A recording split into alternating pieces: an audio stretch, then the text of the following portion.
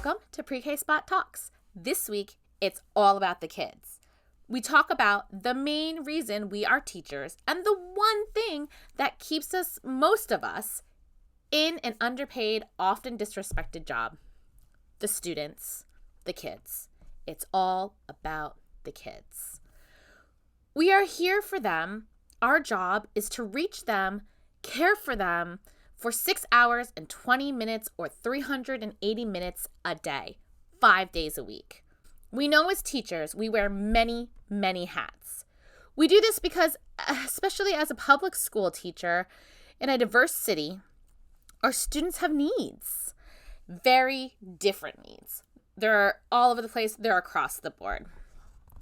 They need structure, freedom, food, love, care, encouragement, firmness, discipline, confidence boosts, clothes, mentors, just to name a few. The way that we view our students makes a huge difference in the way that we treat them. Even if we say it doesn't, we all know that we have implicit biases. We have things that are going on within us that really do help us treat them differently. The more we understand them, the more we get to know them, really changes our approaches. So really, the way we view them truly, truly matters. Of course, we can work through things. A child that has a challenging behavior, just because it's a challenging child doesn't mean that you don't like the child. This is not what I'm talking about. I'm talking about something a little bit deeper. This is why the beginning of the year is tough, because when you don't know the kids, you can't always give them exactly what they need yet. You're using blanket techniques. And then once you really get down and build those relationships and connections, you really get to know who they are and you really, really learn how to help them and push them forward. How we view the child, it's the key to acknowledging everything about the student, the positives and the negatives, but we must stick with the positives. It's also really dangerous territory to view a child as needing to be fixed. Not all of our kids need to be fixed. In fact, none of them need to be fixed. Whoever they are is perfect. We just need to help them thrive within a school community. Especially for young learners, we are really teaching them a lot of the social constructs that happen within human-to-human connection. And we really are teaching them a lot about relationships and connections, social emotional learning, and sort of just teaching them how to be human. We do touch on school subjects, of course, but we really focus on the human aspect, and then we integrate the academics in, because if they have the human aspect, they have those foundations, they will thrive on the academic. Strength-based teaching can really make all the difference in what a child learns and how we teach. If we're really coming at it that this child is really, really good at this, maybe they need to work on this, let's focus on teaching them what they need to learn through what they're really good at. For example, I have a child who is very active and just really hands-on. This child loves to just get down and dirty, build, make, construct, design. This child doesn't love to draw. Doesn't love to sit down and do a morning meeting. The child does it. The child cooperates and follows along with the rest of the social constructs of the classroom. But I know if I really want to get that child learning and dig deep, it's going to be through block building, hands-on materials, decomposing shapes with other shapes, using alphabet magnets to maybe spell the child's name and things like that. Because I know this about the child and I know what this child is strong at, I know how I can teach them the things that we need to teach them. My claim to being an open-ended teacher is being very, very child-focused and child-led. I have zero ego in my classroom. Almost to my detriment, I am always focused on the students. Anything presented to me is followed up by the following questions. How can I make this about the kids? And how can my kids take this and learn from it and drive it into their own ideas? I challenge you to think about how you view the children in your classroom. This is one of those things where you think you might have a handle on it, but the deeper that you go, you're like, oh no, maybe that this was getting in the way of the way I was thinking about this child. Or maybe I did this because I wasn't thinking about this. It's one of those things that I think you should check in on often. Definitely stop, ask yourself a question like, hey, why did this go this way? Maybe it happened because I did this, or maybe it happened because this child did this, or because our connection in that moment wasn't great, or it was really awesome. So checking in on how you view your kids is something that I really, really suggest that you do at least quarterly, every time you do report cards, something like that. When you're checking in on your children and how you view them, I want you to think about a couple questions. Are your kids just so cute? Do you just love them so much? They're so cute, and some kids are so cute they just get away with anything. And maybe you don't even realize that you're doing that, but it might be happening. Do you feel like they are an empty vessel to be filled? They have no knowledge. You have to fill them up with all the knowledge. Are you thinking about them developmentally? Have they hit certain milestones, or do you know which way they're going, or they're thinking about how they're drawing and then where they're going to go next? Or are you thinking about them biologically? Same kind of thing, thinking about it a little bit developmentally and what's going on in their brains and in their bodies. Are you viewing them as innocent? Or the opposite. Are you viewing them as not innocent and knowing too much and throwing too much at you? So the next question for you is, do you view them as capable? I really want you to make sure that you're viewing your children all around as capable. Even if they have some deficits or they have some things that they still have to work on, does not mean that they're not capable. Having awareness and understanding of how you view your children can help you understand your teaching more. Something like, how does your teaching and environment reflect your view of the children? It will help you connect and change the relationships within your classroom. I promise. Speaking of relationships, we all know that this is the key to making the classroom all about the kids. I know that I see my kids biologically and developmentally as well as very capable. This is something that I have been working on for a really, really long time. I've been asking myself these questions for years. This is something that was taught to me very early on in my career, and so it's something that I've always focused on. Up until the point that I was taught this, it kind of blew my mind when I did, because I was like, holy moly, I'm not in it for the kids. I was in it for me. I was thinking about all of the things that I had on my to-do list, all of the things that I had going on, and how I had to get it all done. And I didn't realize how much that was affecting the children. And once I kind of turned that around and started focusing on the children, I was kind of like, oh, how can I make my to-do list happen through what I'm doing in the classroom? I kind of flipped the switch a little bit. And so following my 90-10 rule really reflects on this. So I look around my room, 90% of the room is child accessible. 90% of the learning is done during the day, driven by the children. 90% of the decor is the kids. 90% of the day is led by the kids. There's 10%. There's room for you. Out of 380 minutes, that's like 30 to 40 minutes a day led by you. And that's plenty, especially in an early childhood setting. I understand that once you start to creep up into kindergarten, first grade, second grade, that this time might expand. But I really challenge you to try to find ways to incorporate the things that you're teaching the children into play and playful interactions. This way you can start pushing that number on child-led to make it a little bit bigger. Of course, there's transition times. There's other bits of time that, like lunch and things like that. Those don't really count into it. I am looking at the whole day, but really, you can't count recess, or you can count recess because that's a time when they are doing whatever they want. They're having free play. They're getting their bodies moving. But, things like lunch, things like transition time, things like even specials, I'm not really counting those into like child-led or teacher-led times because those are not under my control necessarily. The things that are under my control, I am trying to balance into a 90-10 ratio. Other ways that we can make it all about the kids in the classroom and really help them understand that they are capable and show that we believe in their capabilities is by lots and lots of choice. If school is about the kids and we're there for the kids, why wouldn't we let the kids have more say in what they're learning? This is just one really quick way that you can make it about the kids. Even if it's something that you have to do, like you have to do a baby study. Well, Ask them what they want to learn about babies. Ask them what they know about babies. Ask them if you want to do babies in like family. There's ways of incorporating babies into the ways that the children want to learn about it.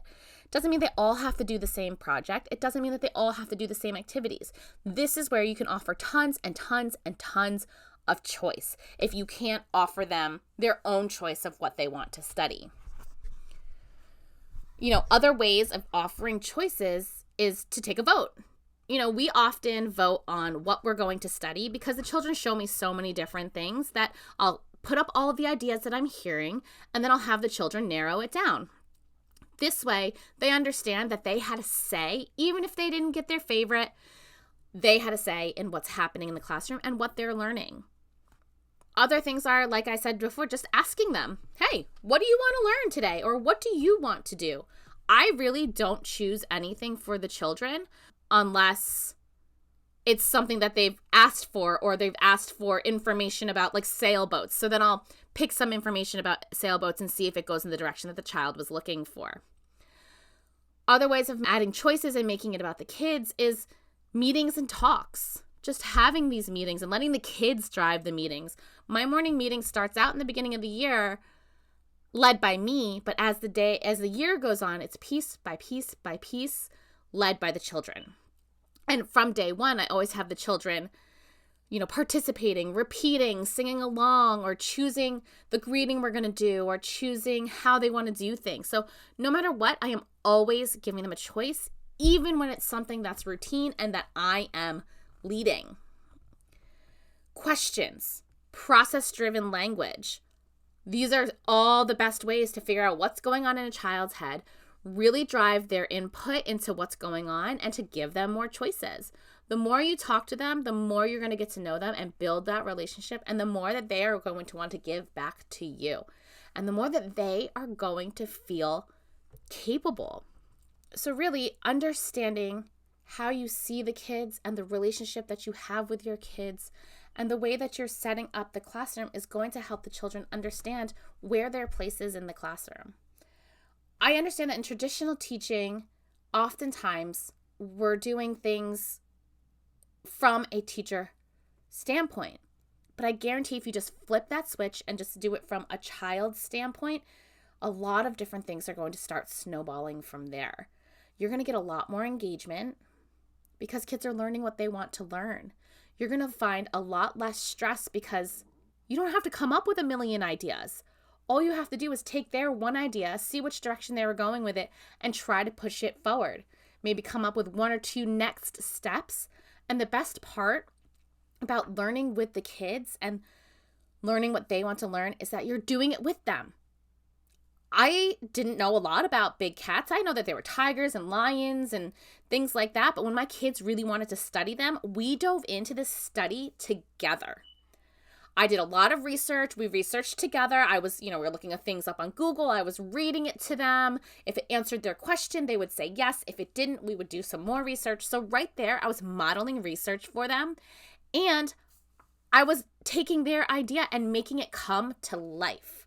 So not only was I teaching them how to do that, I was honoring them in that way. And that's another thing I would love to talk about. Honoring the children. There's a lot of small ways that you can honor a child. We do show and shares, and that's so that everybody can bring in a home toy. And then that way they can play with that home toy in the afternoon, and the children kind of get to make this homeschool connection. They get to be in charge of something. And we honor their choices, and we honor their items, and we honor their words through this show and share. Other ways to honor the children are if somebody's still working on something, give them a little bit more time. Say, hey, I know it's cleanup. You can have 2 more minutes. Here's a timer. I'm going to set it for you. When this is over, I really need you to stop because then we're moving on to lunch, right? And if you're in a situation where you don't have to move on that quickly, just give them more space and time. That really honors where they're at in their play or in their activity. Other little things that you can do to honor children is just letting them decide if they want to wear their hat and gloves, letting them take off their coat, letting them carry things, letting them choose their jobs. Again, it really rolls back to choice. I understand there's a lot of different beliefs and a lot of different things coming down from admin and parents and things like that don't always make these things possible. But these are just little jumping off points that you can rethink maybe if you're struggling with getting your children to build your relationship, or you're struggling with just offering children more choice and honoring them in general. I touched on language a tiny bit, but something I love to just say to the children in any moment is, what do you need? Or I'll say, what do you need from Melissa? I do this in lots of different situations. I'm trying to teach them how to ask for things and to be really specific about what they need, especially with little kids. I absolutely love in the beginning of the year when they walk up to you and like hand you their garbage. And I just stand there and I go, what do you need from me? And then they say, oh, I need to throw this away. And then I show them how. Or something like getting their shoe tied. They walk up to me and they say, oh, my shoe's untied. And they go, I'm sorry, it's untied. What do you need from me? And then they usually turn around and say, oh, can you tie my shoe? Another way is when somebody's sad or upset, you say, what do you need from me? Just giving them that little bit of honor to say what they need, because they don't always want a hug. They don't always need an ice pack. Maybe they just need to know that you were there for them. And sometimes that's enough. I also really like to use affirmations for the children, letting them know that they are capable. From day one, I let the children know that this is our classroom and that it's actually their classroom, and I am here to help them, support them, and keep them safe. We use a lot of affirmations like, I am a problem solver, I am a bucket filler, because we use that philosophy in our classroom. Also things like my voice matters and I am capable, or I can do it. Just incorporating these little things and saying, oh, you can do it. Show me how. Or you can do it. I know you can. We also often say, if you can do it once, you can do it again. And we believe in the power of yet. I feel like all of this process language really helps the children understand that they have ownership. There's so many places in a child's life where they have zero ownership. And I just see them crying out behaviorally for some ownership or for something that they can control. And when they're in school for 6 hours and 20 minutes a day, and then they go to after school or they go home and they have somebody telling them what to do, or they're being shuttled to another class, or all of the different things, why wouldn't we give them some more space, or as much space as we possibly can within the classroom? This, I guarantee, is going to get you a lot more engagement, and honestly, it's going to drop a lot of the behaviors. So many behaviors I had found previously in some of my teaching were from transitions and things when the children didn't want to move on, or they didn't want to clean up, or they just weren't ready.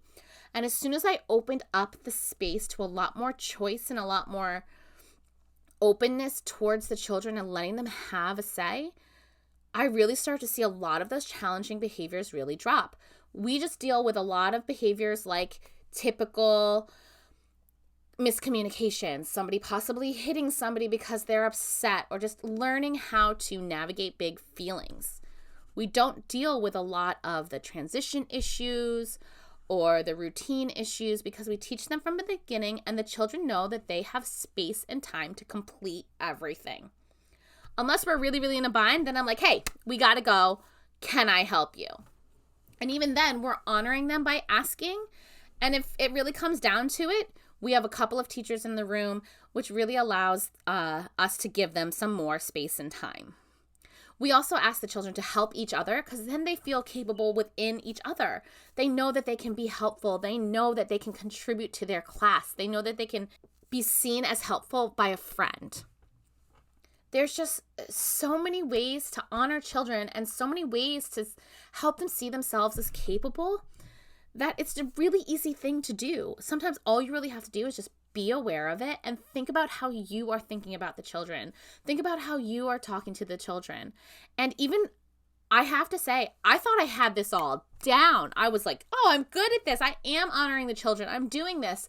But the deeper I think about it, the more and more and more I peel back the layers of the onion, I realize that, hey, I was honoring the children, but I could do a little bit better.